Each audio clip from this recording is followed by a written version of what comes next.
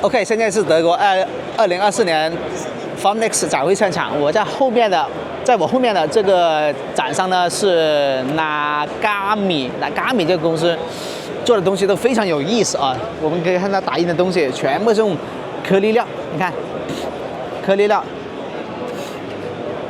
打印出了这种建筑类的材料。哦，打印建筑，它这个是85%的 PLA 混合 coffee 咖啡。咖啡渣，对，混合了一些咖啡渣，他们打印出这种颜色，就看起来非常的有意思啊。可能是装饰品。有点像装饰品一样的。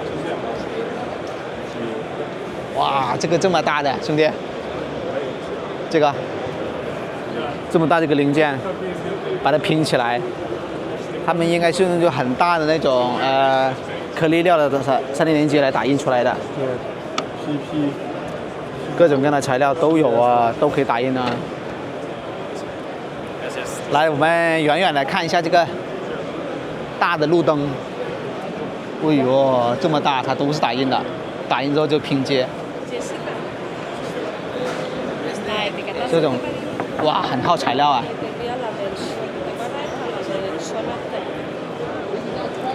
再在这个位置、这个角度拍一下，这公司还是非常有意思。